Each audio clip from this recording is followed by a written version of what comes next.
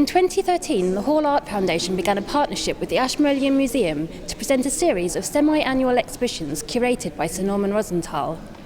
This spring sees a showcase of the works of Andy Warhol. Warhol is such a known figure and his works are so instantly recognisable.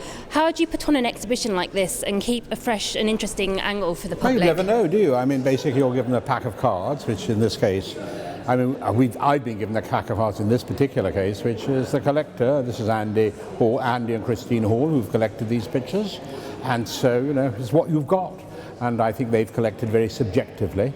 And I like that subjectivity. And there's some amazing things in this exhibition, it turns out.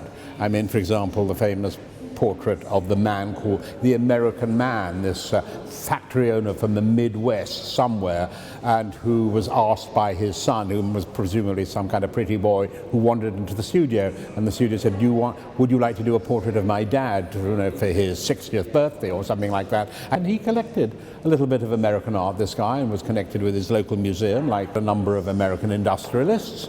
And he was, I think, in insurance or something like that, and ran a nationwide insurance business from a big office somewhere in America. His face is so wonderfully ordinary, but at the same time tells you all you need to know. And I think that's the amazing thing about Andy Warhol. He managed to get it right every time. But actually the same is true about the other artist who is somehow featured particularly in this exhibition. There are portraits here of Frank Stella, portraits of Lichtenstein, Rosenquist, and Beuys.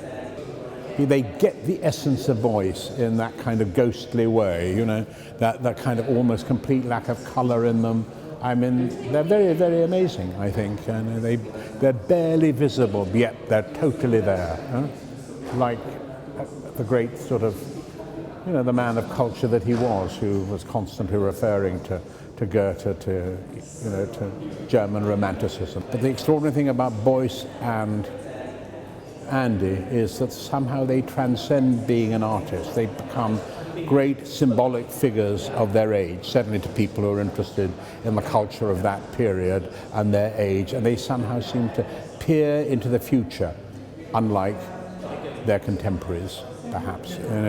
Frank Stella is a great artist, as is proved by the current show at the Whitney Museum, but somehow he doesn't peer into the future in quite the same kind of way.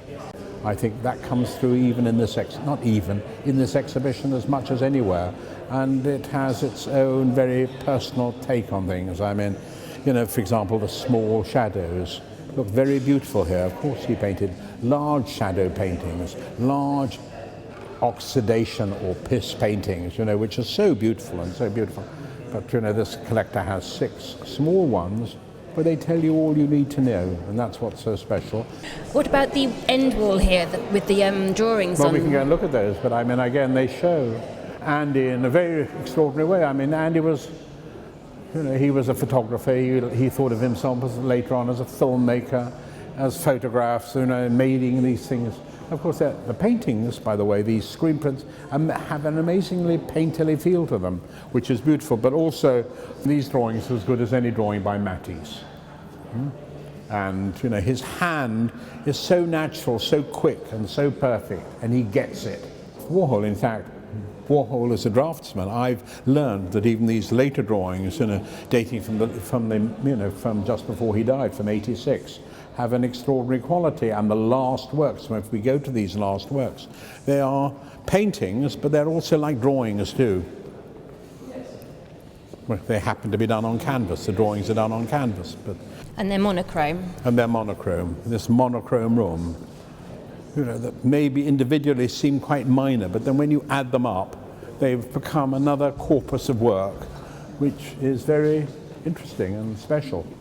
Do you know why they're monochrome?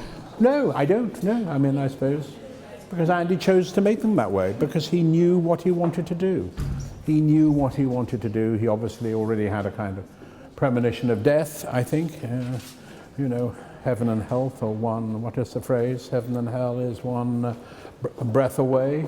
He knew what he had a sense of rightness. And these drawings, however he made them, it doesn't matter how he made them.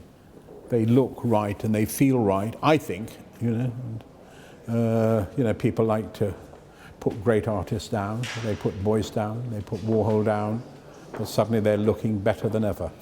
There we are.